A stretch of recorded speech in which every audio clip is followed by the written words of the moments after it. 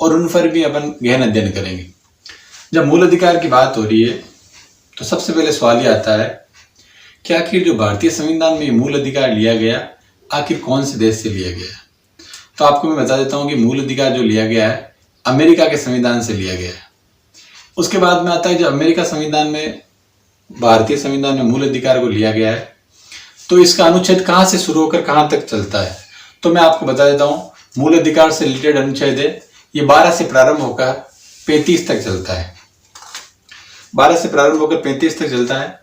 और मैं आपको बता देता हूँ कि मूल अधिकार की जब हम चर्चा कर रहे हैं तो प्रारंभ में जो मूल अधिकार थे वो 7 थे।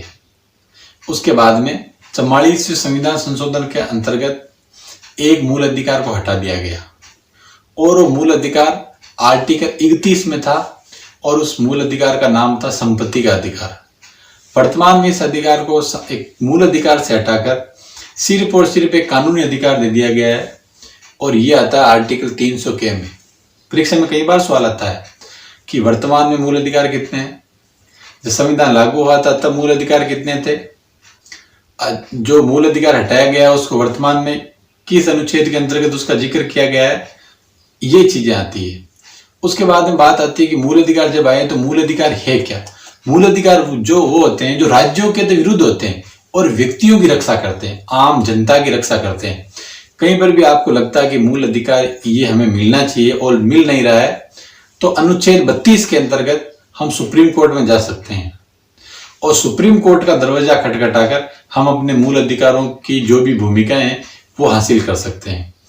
उसके बाद में मूल अधिकार बनाए तो उसकी भी एक रीति है। कुछ मूल अधिकार ऐसे हैं जो सिर्फ भारतीयों को मिलते हैं, कुछ ऐसे होते हैं जो विदेशियों को मिलते हैं, कुछ मूल अधिकार ऐसे हैं जो विदेशी और भारतीयों दोनों को मिलते हैं, उनमें समान है। तो हम आज चर्चा करेंगे आखिर कितने मूल अधिकार है जो सिर्फ भारतीयों को मिलते हैं। तो मैं आपको बता देता हूं कि मूल अधिकार 5 ऐसे हैं जो सिर्फ भारतीयों को मिलते हैं, विदेशियों को नहीं मिलते हैं। वो आर्टिकल है 15, 16, 19, 29 और 30। अब बात आती है कि भाई जब ये 5 आर्टिकल मैंने आपको बताए हैं 15, 16, 19, 29 और 30, आखिर इनमें है क्या। तो मैं आपको बता देता हूं आर्टिकल 15 है भेदभाव से रिलेटेड, अर्थात हम धर्म, जाति, लिंग, जन्म स्थान, मूल, वंश किसी के आधार पर हम किसी भी व्यक्ति से भेदभाव नहीं कर सकते। इसका आर्टिकल 15 में है और ये सिर्फ भारतीयों को लागू है। उसके बाद में आर्टिकल 16, जब भी सरकारी नौकरी पर के लिए हम दावेदारी करते हैं उसमें सभी को समान अवसर है, किसी को भी हम फार्म भरने से रोक नहीं सकते या किसी को भी नौकरी से हम वंचित नहीं कर सकते। ये मूल अधिकार है। लेकिन मूल अधिकारों में जो रिजर्वेशन की सुरक्षा की गई वो एक अलग पैटर्न है, लेकिन सभी को सरकारी नौकरी में भाग लेने का हिस्सा है। यह आर्टिकल 16 के अंतर्गत आता है। फिर आर्टिकल 19 के अंतर्गत आती है स्वतंत्रताएं, व्यक्ति को कौन कौन सी स्वतंत्रता प्राप्त है और किस प्रकार की स्वतंत्रता प्राप्त है। और उसके बाद में आर्टिकल 29, प्रत्येक व्यक्ति को अपनी संस्कृति को बचाने का अधिकार है और शिक्षा ग्रहण करने का अधिकार है। कोई भी संस्कृति और शिक्षा से कभी वंचित नहीं रह सकता, इसका आर्टिकल 29 में जिक्र किया गया है। और लास्ट में दिया हुआ है आर्टिकल 30 जो है कि अल्पसंख्यकों को शिक्षा। आप जानते हो अल्पसंख्यक किसे कहते हैं, वो जो जिनकी संख्या देश में माइनॉरिटी के रूप में है उनको आर्टिकल 30 के अंतर्गत शिक्षा का दिया गया। अब बात आती है कि हमारे पास 7 मूल अधिकार थे, वर्तमान में 6 थे। अब 6 कौन कौन से हैं और 6 में कौन सा अधिकार कहां से लेकर कहां तक चलता है, इसके अंदर क्या है, ये भी अपन अध्ययन करेंगे। लेकिन सबसे पहले अपन ये अध्ययन करते हैं कि आर्टिकल आखिर किस कौन कौन सा है। सबसे पहले अपना मूल अधिकार और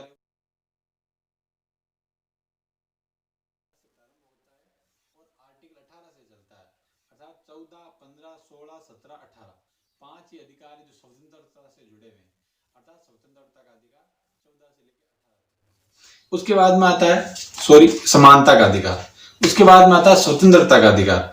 स्वतंत्रता का अधिकार आर्टिकल 19 से प्रारंभ होकर 22 तक चलता है। उसके बाद में शोषण के विरुद्ध अधिकार, आर्टिकल 23 और 24। धर्म की स्वतंत्रता का अधिकार 25, 26, 27 और 28। संस्कृति व शिक्षा का अधिकार है 29 और 30। आर्टिकल 31 जो पूर्व में संपत्ति का अधिकार था, वर्तमान में से हटाकर एक कानूनी अधिकार का रूप दे दिया गया है। और आर्टिकल 32 है संवैधानिक उपचारों का अधिकार, अर्थात हमें कोई भी मूल अधिकार प्रॉपर रूप से मिल नहीं पा रहा है तो हम सुप्रीम कोर्ट के में जा सकते हैं। ये हमारी रक्षा करता है। और संविधान, इस मूल अधिकारों की जो कुंजी है, भीमराव अम्बेडकर ने इसको बहुत अच्छी तरीके से परिभाषित किया था। ये तो थे 6 मूल अधिकार। इनके अंतर्गत अब छोटे छोटे हिस्से है, वो क्या है वो भी अपन अध्ययन करेंगे। किस प्रकार की हमें स्वतंत्रता दी गई उसका भी हम अध्ययन करेंगे। और आखिर कौन कौन से समानताएं, शोषण की क्या चीजें, हम संपूर्ण अध्ययन करेंगे पार्ट 2 में। पार्ट 1 में मेरा प्राथमिक उद्देश्य यही था कि आपको बेसिक में जानकारी दे सकूं और आपको बता सकूं कि आगामी दिनों में अपन